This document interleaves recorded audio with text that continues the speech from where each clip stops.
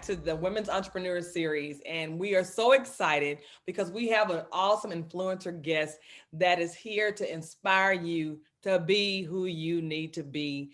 And this is, where our specifics in being connected and being confident and talking on the things of being happy in what you do. And so I'm so grateful to introduce Miss Julie Cross, and I want to read a little bit about her. She is a multi-award winning speaker and one of the most inspiring speakers, keynote speakers in Australia. She combines powerful insights in human behavior with practical strategies in that leave audiences with powerful tools for living their best life and setting higher standards in all aspects of their existence. Miss Julie connects the information in our heads with the inspiration in our hearts. And I want to read that again. She connects the information in our heads with the inspiration in our hearts. Ladies and gentlemen, my pleasure to introduce you, Miss Julie Cross. Yay, great to be here. Thank you all so much for having me. It's a pleasure to be here. And Miss Julie, you are beautiful, you are sparkling, you are shining bright for everyone. I love this. Yeah, got the big guns out today, got the sparkle happening. Truly, we are speaking on confidence and confidence, connection, being happy in what you're doing. Ladies that are watching here, some of them may be in a place that they feel slumped. They feel like, where am I at now? I've been in a career, but I'm not happy, or I'm not confident in where I'm at in life. So can you speak on how you personally have become confident and you sparkle, and I see this energy that comes from you? How did you get to that place? Thank you. That's lovely. Well, what I learned, I think, early on, and I don't know that I even remember how I learned this or how we know this, but the one thing that I still talk about it today is the relationship we have with ourselves will affect every other relationship we have in our life. And the first place we always need to start is a relationship with ourselves. And, people talk these days a lot about authenticity. We need to be more authentic. People should be more authentic. And then I kind of think about that and I go, well, how don't you be? How don't you be you? And so I think that that's where it's always got to start, is that relationship with yourself and being comfortable in who you are. And so I've learned to do that, and my personality is naturally loud. And there have been times I've thought that I should quieten myself because of the judgments around me, going out on that first date and throwing my head back, roaring, laughing, and the guy like going, oh my gosh, I'm worried about who's looking. And so there were times that I did quieten myself a little bit and put myself in a bit of a corner. And then I realized that wasn't making me happy. That's not who I am. And so to get back in touch with who I am and enjoy who I am, because we're all different. Some people are quiet, some people are loud, some people, are leaders, some people are followers, and it's actually okay. There's a place for everybody. And I had a girlfriend come and see me present at a show I was doing, and she hadn't seen me. We hadn't seen each other for like 30 years. And so I was on stage doing my thing. And afterwards, she gave me this compliment, and I certainly saw it as a compliment. She said, Julie, I was watching you up on stage and thinking, this is the same Julie Cross I knew at high school. She's just got this bigger story now and this bigger life. But really, she's just that same girl I was hanging out in the schoolyard with. Yeah. And to me, that was a great compliment, because that just shows that I have stayed in touch with who I am, and understanding that in doing that, not everybody's going to get me. Not everybody's going to want to hang out with me or like me. And that's okay, because it's when we're trying to shift ourselves, our personalities, to suit everybody all of the time and make everybody like us, that's when we lose ourselves. That's when we say, well, they're not being authentic anymore, So I think it is, we feel like for some reason now that there's almost a risk in being who you are, because, what if everybody doesn't like me? That's okay. It's okay. You just need enough of the people, enough of the time. And the world needs everybody to show up in sparkle and colour of them being exactly who they are. Otherwise, we've got a very beige world out there otherwise. Absolutely. Even in companies, you think about it, if you have everybody the same of everybody, what good is a company? That's right. You're not standing out from the crowd. And that's kind of why I wear my sequins, because part of the story is with these sequins, as I call it, being in touch with your sparkle, your uniqueness, what makes you unique, what makes you special, because there is nobody else quite like you in this world. If only we moved through the world like we knew it for sure. But when you do that, you will feel like sometimes you're wearing this jacket. You can imagine the looks I get in this jacket at 5 o'clock in the morning, flying into state. You know, I see the looks like, oh, got left over from last night, love, a big night. So there's a lot of judgment. You've got to be courageous to put your sequins on and walk into some rooms. You've got to be courageous to own your space in this world. Be who you are. Follow your dreams. Dare to fail. Dare to step out of the comfort zone. Because sometimes when you do and you walk into a room, there will be people that look at you and go, well, who do you think you are in your big sequin jacket being so confident? So you've got to be courageous and brave. Yes. As you're speaking to me, I'm just thinking about it, just finding the bravery within and you use the word courage. That's a huge thing, because sometimes we look at, you know, or we're comparing ourselves to other entrepreneurs and look at so-and-so, well, look what they're doing. And look, you know, when you were just saying, look to yourself, look inside, there's something right here, you know, and that's encouraging. That's right. And I think that it's so interesting with this word courage, isn't it? You know, we used to use the word courage, I thought, you know, around perhaps running into a burning building to save somebody. We would say that was courageous. But do you know, courage is now more often used in an emotional situation. The courage to share an opinion. It suddenly takes courage to share an opinion. Wow. Suddenly it takes courage to take your place in a front row in a room. Suddenly it takes courage to wear a sequin jacket. You know, so suddenly we're using the word courage with emotional strength, because that's how emotionally fragile we all got. And we didn't even see it coming. You know, we suddenly have wondered, how did this happen that I would not have the courage to take my place in a front row in a room? How did it suddenly happen that I would not have the courage to put on a jacket in case somebody judged me on it? So, you know, there are many moments of every day for us to practice that courage and to get those muscles of courage and resilience strong by stepping up to that front row, by stepping out of that comfort zone, by daring to fail and try, by daring to share an opinion and know that not everybody might get it or like it. So, you know, when we do that, every time we do, we get a little more courageous and our muscles get a little stronger. That's powerful. That's powerful as leaders, as women. A lot of times, you know, even as women, you know, we're taught, oh, kind of stay in the corner, you know, like you said, but sometimes things need to be said, you know. Absolutely. And that's awesome. Can I ask you this? Because you talked about nurturing hearts of clients and employees I was listening to one of your speeches, and you were talking about how we can nurture them and we can help them to I guess, feel more comfortable or connected with us. Can you explain that? Well, I just think that, you know, what we've forgotten, what I see in a lot of workspaces is that we give them the information in their heads. So we have lots of policy, we have procedures, we have vision statements, we have mission statements that we read, that we teach, you know, and we have systems to follow with regards to our computer systems and our database management and our interaction. You know, when you come and order for a coffee, I mean, you go and order a coffee these days and they've got about 10 buttons to push.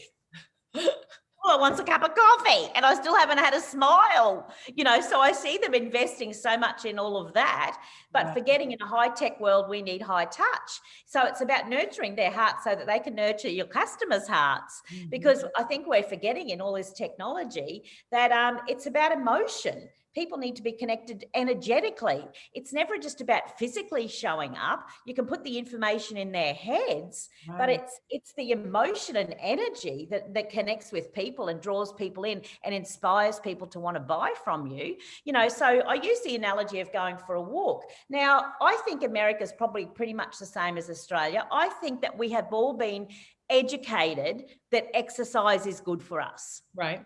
Now, we keep saying we need more education on that. I don't think we do.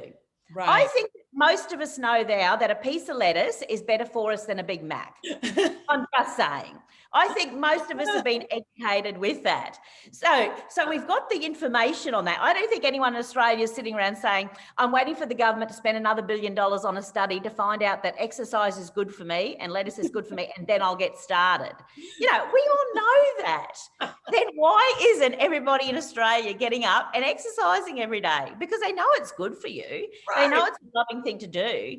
It's because I believe that in our messages, and whether we're leaders inspiring team members or a government inspiring our people, you've got to connect the information in their heads, the data. So the study said that exercise is good for me, but you've got to connect it with the emotion in their hearts. So the missing link is that you are worth the exercise. Because when I love myself enough, I would look after my body. Right. Not because I need to drop a dress size, not because I need to look like a supermodel, not because I need to look like anybody else, but because I know that exercise is a loving thing to do to keep my body fit, healthy, and strong. That is the emotion around the message that we're not always connecting to. Emotion is motion that inspires motivation. So whether it's inspiring team members to work for you and own your vision, or inspiring customers to buy from you, we have to connect energetically and emotionally. And that's why in my business, storytelling is so important, because storytelling evokes emotion. And when you evoke emotion, you're more likely to remember the message. You're more likely to be inspired to follow through with the message. You will find your motivation through the emotion. Absolutely. Now you started, and you said you started the business, and I'm researching you but working with beauticians, I think, and teaching about hairdressing and products. beauty industry. So I started my business. It's 24 years ago now. So my industry was hairdressing. I'm an apprentice hairdresser, and I went on to become an area manager of a group of salons, a leader, and then I went on to become a technician, teaching hairdressers how to do certain techniques and how to use products, and then a sales rep in that industry as well. And then, when my son was 6 months old, I had a dream, to start this business, and I just knew I loved training and that kind of role. And so I read a book actually written by two American ladies, Dottie and Lily Walters, and it was called Speak and Grow Rich. So I read that book, and that became kind of my guide to starting the business, and, bought a whiteboard, typed up some formats, took my little whiteboard into, a little hairdressing salon where I had 3 people in my audience, and I acted like I was Oprah on a stage, a million. You take your stage you bring the best of yourself to it, and then life opens up other opportunities for you. Word of mouth, somebody tells somebody else. Next thing I was, I was on a tour, and I wasn't doing training sessions, I was doing seminars. And I'm like, I do seminars. And it continued to evolve until, and suddenly I was doing my own public events as well as corporate events in all sorts of industries. And then a lady, actually a client from a country town here in New South Wales, contacted me, and she said to me, Julie, when are you bringing your show to town? I thought, it's a show. It's not a seminar anymore. It's a show. And so, this is how, if we allow the flow of the universe and the flow, and this is, I think, what entrepreneurship is about, is listening to the signs, not being so busy that you can't feel the signs of where you need to go, and let your business flow. I'm not about trying to convince people that don't want to work with me to work with me. I'm here to work with people who want to work with me, because as long as we can find enough of those people, that's where I concentrate my energies again, of working with the people that want to get what I'm doing, not trying to convince the people that don't. So I think that, it's working with that flow. But as my business went on, my life kind of set me different challenges as well. And so I guess my genre of speaking kind of evolved as well. And that's how I became more of an inspirational speaker, is some of my big life events that I would start sharing those challenges from the stage and how I overcame them. So, that means my audience has evolved along the way as well. And you, as you were talking, I'm sensing what life event, really, I guess. Yeah, so it was some pretty big stuff, I guess. So I'd been doing this So I've been doing this now for about 10 years. And then my wonderful husband, you know, and this is the thing too, I think about being an entrepreneur and daring to step out of your comfort zone. Sometimes it just takes one person to believe in you and say, I've got your back on this. And my husband was that guy. You know, when I had this dream to start the business, we just had our son. He was 6 months old. And because that's how we roll, isn't it? We think, oh, now I've got a 6-month-old son. That's a good time to start a business, because that's kind of what we do, you know. Or, you know, I remember taking Jack to my meetings, and he'd be sitting in his pram with an apple, and my meeting would last the length of time that the apple lasted, you know, because once again, that's just how we roll. You don't wait for the situation to be perfect. You start where you are and you just get going and do something.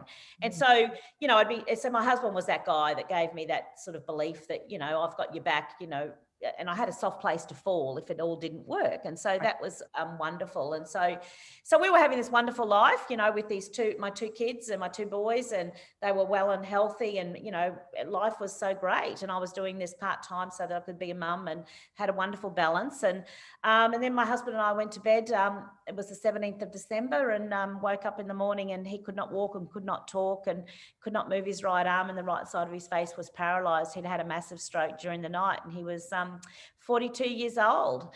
And so suddenly everything I talk about on stage I had to walk the walk. You're talking the talk, Julie, but now you've got to walk the walk. And so our lives kind of went into a spiral. And then a month after that, my youngest son was diagnosed with autism. And so then I had stroke in therapy. I had autism in therapy. I got stroke trying to talk to autism trying to talk to stroke. I was needing some therapy, and I was trying not to lose my mind and my other son in the process. And so for 4 years, our life was pretty hellish, and I continued to work because I had to, because my husband couldn't work. But then my husband was waiting for a new heart, and he was doing the best he could, but he didn't get his heart, and he got a staph infection, and he passed away.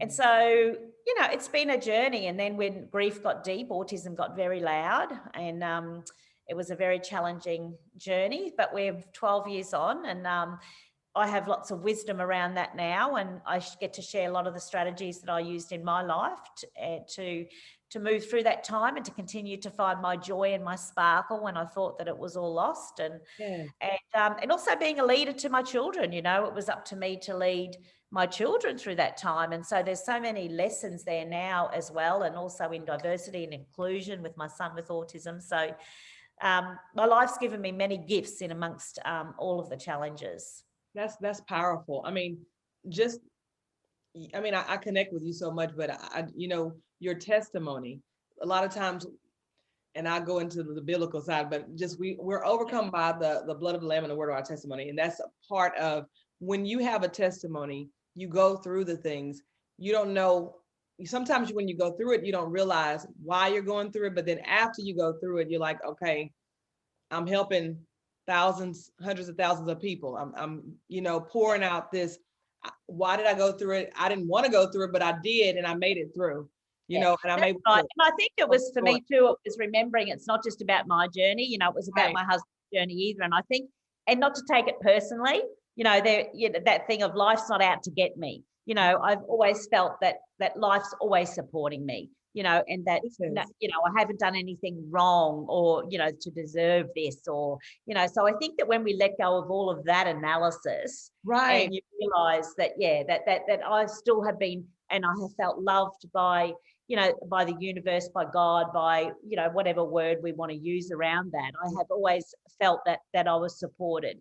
And you're so right and I call it reframing, which powers up our muscles of resilience. But I call it, you know, the lucky me thing, where I share this strategy. Now, I look back at even my childhood, and in the time I left home at 16, in that 16 years, my family moved 14 times. Now, we'd say these days, oh, you can't move a child 14 times to school, how will they cope? Lucky me, I had a dad that moved wherever the work was because he wanted to feed and house his family. Lucky me, I had a dad like that. Lucky me, because we moved 14 times, I learned that I could make friends wherever I went. And that was a great, strong foundation for living a big life and building those muscles of resilience and accepting change. Lucky me, you know. So then my dad started spending a bit more time at the pub, and mum could see that this wasn't the best life for us. And so mum one weekend just packed us up and left. You know, poor me, I come from a broken home. Lucky me, my mum had the courage to leave when it was probably easier to stay. Lucky me, I had a mum like that gave us a better Wow. life. You Yeah. know, so, and I've got a great relationship with my dad now. Lucky me, I went through the worst of him to get back to the best of him. You know, so we can all, and so, you know, poor, yeah, you know, it's hard when your husband's had a stroke, but lucky me, I had love like that. Maybe some people never get a love like that. Lucky me, you know, and so lucky me, I've had autism take me to the worst of myself, so I may discover the best of myself. So I think Absolutely. that, yeah, we all have that ability if we would choose to use it. To shift our thoughts. And as I'm hearing you, it's powerful what you're saying, because we can always say, woe is me, or you can say lucky me. And, Yes, that's and right. that's gonna determine where you're going. I Yeah, mean, that's why you're speaking to us, because lucky you, you know, you're speaking yeah, to us. Now, creating confidence around business. And I wrote down emotional connection, because you have the message that you said storytelling creates that emotional connection. Why is that a story so much more powerful than me just writing down that yeah. ABCD? Again, it's that data thing. To get motivation, we've got to get the head and the heart both engaged. So although I need the information, you know, and once again, if you take it to that walking example, I've got the data that walking's good for me. I've got the equipment in my cupboard, and I'm sure, like us, you've got all these lovely little walkways that the councils and governments provide for us to walk on. We've even got some free equipment along the way that we can use if we choose to. So once again, we have everything there. But until I'm engaged in it emotionally, I'm not motivated to do it. So that's why storytelling, you know, and when you think about this, is perhaps what we're sometimes missing, which I think is why in my industry it's come back where it's become so powerful, because I think as humans we're craving stories. Because you think about it, and certainly in the early days in Australia, everyone sat around a kitchen table, and at dinner time it was that story time, you know, where you told stories of your day.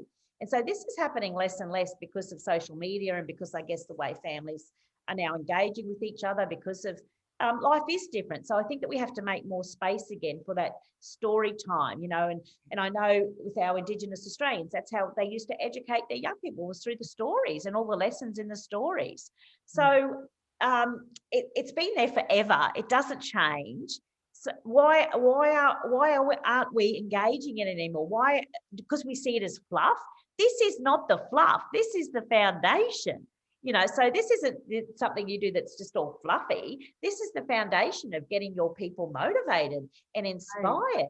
And so anytime you tell a story, and it could be a customer service story, it could be, you know, with your team members, getting them to share a service story that really made them feel welcome and empowered and inspired to buy from a business and go back. What was it about it? The minute you even just start, rather than saying, this is the way you greet a customer, this is the way, why though? What does it do? You know, once I tell the story, I suddenly come alive. And I was just actually listening to an interview on the TV yesterday, and it was actually an American lady who's she's written she's done a number of TED Talks, and she's written a number of books around memory and create why, you know, how we make our strengthen our memory, because we're sort of, as we get older, I keep forgetting that. And you think about this, and she said about focus, but she also said about emotion. And that is so true. Again, if you want people to remember things, if you want our children, engage them emotionally around what we're saying. And then they're more likely to connect, because you've powered up their thinking, as well as you've created the emotion in their heart. When we get that connection, we're more likely to be motivated to follow through on it, but also remember what we've learned. That's good. I'm gonna take that with all this stuff. It's like I'm eating it up. Thank you, thank you, thank you, thank you, thank you. It's good stuff. I want to ask you, because you are an author. Yeah. So how many books have you written? I've written one, but I've got 2 more on the way, which I need to finish. Thanks for asking me. I'll get on to that. I've got 2 more in the workings, but yeah, I've just written the one. Tell us about the one you've already created. Okay, the one I've already written, it's very much takes, I guess, my messages on stage, and I've put them into the written form, but it's called Just Who Does She Think She Is? Because it's that thing again, you know, when you walk into a room, and, you know, I'm a little girl from regional Queensland in Australia, out in the bush, and every now and again I'm doing something like I'm sitting here talking to you, you're in Texas, I'm here in Australia, and here I am doing this interview with you. And there's a little voice in my head going, just who do you think you are, girl? Like, you've come from this little country town and look at you go. Yeah. So that's kind of what I've called that, because I think sometimes we've all got that little voice in our head that says, just who do I think I am? Well, I haven't finished high school. I haven't been to uni. I'm a little girl that had a dream that used to stand up on these tank stands and perform, pretending I was talking to this audience, from about 5 years old. And suddenly I find myself doing that and think, wow, just who do I think I am? So it just takes, I have 5 key philosophies when I talk to my audience, and the book is around those 5 philosophies. The first one is my sparkle is alive. And this is about reigniting that sparkle that we all have within ourselves. That's about loving ourselves, not doing that comparison that you talked about before, getting really strong in that, seeing the child within, not looking at ourselves, but instead looking into who we are. Everything marketing teaches us to look at ourselves and make comparisons. I often challenge women, when was the last time you went to the mirror and actually looked deep into your eyes? Because actually when we go to the mirror, we're looking at ourselves. Right. We're not looking into ourselves, and discovering that it's in here that sparkle resides. So we talk about that. Then I talk about the next line of the song is my energy is high. And that's about your vibe, that good vibration. Your energy is your mood. But what I think that we've forgotten is, as I said it before, but I'll say it again, you don't just want to show up in life physically. You've got to show up energetically, and I tell these stories about that. An employee can show up and be there on time, set up the shop, get it ready to go. But unless you're smiling at me and giving me some welcoming energy, what's the point of it all? In the end, you've got to show up energetically and have the right attitude. But I think what we also forget is that the universe and the world is listening to your energy as well. So, what flows from you flows to you.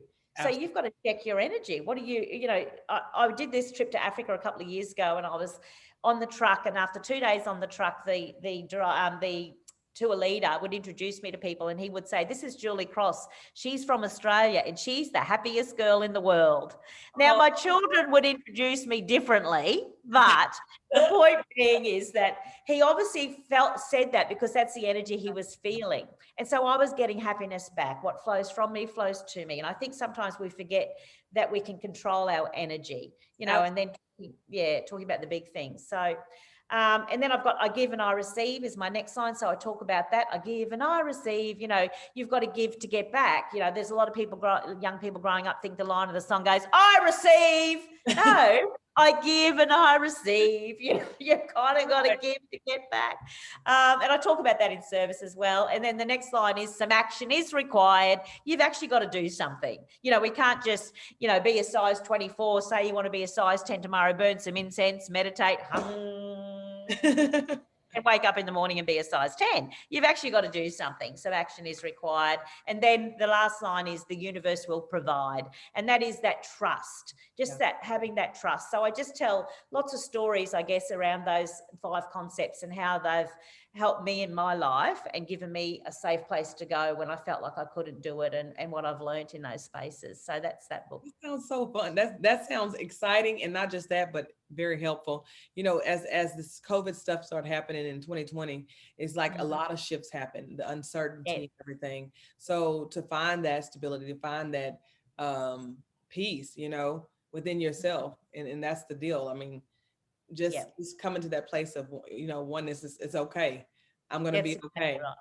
Yeah, and I think that that word peace, I think, is so important, because that has been always an underlying foundation. Will this decision bring me peace? And I think that this is really important when we're watching what other people are doing, whether it be other entrepreneurs and, for me, other speakers, because this is when we get drawn into a place of suddenly feeling like, and it happened when COVID's a great example, but also I think that this is a blessing from my life as well, because my personal challenges were so great.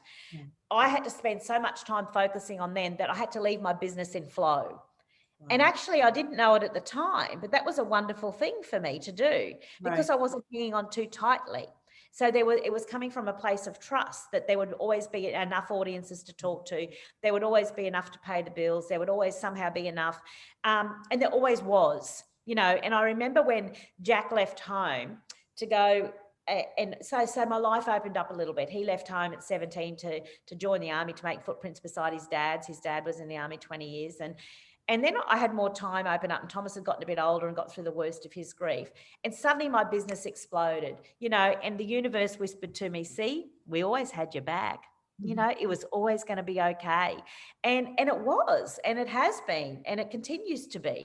And I think that life taught me that. But then when COVID hit, once again, we're always challenged on it. We always got to get those muscles strong again. So when COVID hit, it was like, oh no, there's a pandemic, we're all going to die. And that was, oh my God, I'm never going to work again, because, pretty much in one weekend, we all lost our work for the rest of that year. Oh my God, I'm never going to work again. What's going to happen? Stop it. And then there was the pressure to pivot. Everybody's pivoting. So after the pandemic panic, there was pandemic pivot. Get a pivot. Speakers were getting studios and hiring rooms and getting all this equipment. I'm like, oh my gosh, I need to pivot. I haven't got a pivot. And then there was like, Julie, just do a pandemic pause, breathe, because I was tempted to run around after everybody else, doing what everybody else was doing, losing myself. Stop, pause. And so I did a pirouette. What works for you, Julie? Instead of doing the pivot, you do the pirouette. And so I think that this pandemic taught me that, you've still got to find out who you are in it. You've still got to stay true to who you are and do what is right for you. And it may not be what everyone else is doing. It doesn't mean that what they're doing is wrong. They're doing what's best for them, but that doesn't mean it's right for you, Julie, and that's that constant pull we get, especially when we're so connected now with social media, that constant pull to get to watch what everyone else is doing and then feel like we must be doing something wrong, so, and this is another important thing I learned too, is that, I got my CSP, which is actually recognised in America as well, Certified Speaking Professional. So it's the highest designation awarded to speakers and recognised internationally in America and Australia. So I got awarded that about 4 years ago. Now, so I'd been in business already 20 years, so it took me 20 years. Some speakers get it in 2 years. So should I compare my journey to them, I would feel like a miserable failure. Right. But while they were doing what they were doing professionally, I was looking after what was important personally. And that was getting my children through grief, dealing with autism. And whilst I was doing that, I was growing into who I needed to be to take that next big stage of my life. And so I eventually earned it. It's not about comparing my journey to anyone else's. If I compared my influence to Oprah, I wouldn't get out of bed. But I don't have to compare my influence to Oprah. Oprah's doing her thing and I'm doing mine and you're doing yours, So we've all got our role to play here. And I think that thing of setting your ego aside. Right. And all I ever ask myself every day is, did I make a difference in somebody's life today? And it could be a conversation like this. It could be a one-on-one conversation at a bus stop, or it could be from a stage where I'm speaking to hundreds, or it could be a Facebook post or an Instagram post. As long as I'm making a difference in somebody's life today, or it could be my boys, then then that's okay. I feel like a success. You are. Oh, that's awesome. Woo! Love it. Look, I'm the audience, but we're all watching, so I know they're going to be like this too. I love you, my audience. Yes, I love it. I love your energy. I love it. It's just beautiful, and just your love. It's a love that you have, and it like you said, it flows. So it's beautiful. And I want to ask you this. I'm very interested. I know our time is kind of winding up, but I want to ask you in reading. Do you read any books, or do you recommend any books that your top 3 books? Look, Jim Rohn said, I love Jim Rohn, one of your great leaders in this space of personal development that has been, I remember buying tapes years ago at a big speaking event I went to when we had all these high profile American inspirational speakers come over. And I remember sitting in that audience one day and knowing that this is what I wanted to do with my life. I actually feel a bit emotional. And Jim Rohn was one of those, tapes that I had, and I used to play constantly. And one of the things that he said is that your income will not exceed your personal development. Your income will not exceed your personal development. Now, I said before, I haven't even finished high school. I don't have a degree, but gee, I took myself on a very big journey of personal development. And he said too, to get yourself a big library, you know, and so I'm an avid reader of personal development books, and I continue to read them. Marianne Williamson is one of my favorite authors. I love anything by her, Wayne Dyer. And I mean, these are all the traditional ones that we know. Robin Sharma is another, Robin Sharma. He's another great author that I just love his work so much. He often does novels where the personal development concepts are tied up in the novels, and I love it. One I'm reading at the moment is The Essentialist by Greg McKeown, and it's a new book, and The Essentialist, and I think that is definitely going to be, it's about how to live a big life with less. It's kind of that thing of getting back to the stripping back. I think in our work, in our to-do list, in the times we say yes, in the amount of stuff we accumulate and everything that's weighing us down. And it's about getting back to what's really essential and living a great life. So I love his work too. So, but I can, and the teachings of Abraham, Esther and Jerry Hicks, you know, there's just, I could go rattle on for ages, but definitely go to that personal development section of your electronic books or in the bookstore, and never enough. And, you know, I will reread books, and I will get something different every time. And that's the same, you know, with my shows. You know, people will come over again and they got to kind of go, oh, why would I go again? You know, I speak at a pretty quick rate, which you might have noticed. In a 2-hour show, I'm saying a lot of stuff, and there's a lot of stuff that we're getting here. There's a lot of feelings that we're feeling, and there's a lot of information that you're getting. So nobody's going to remember everything I said, but you'll always remember how I made you feel. But next time you come, there may be a different message that you take away with you.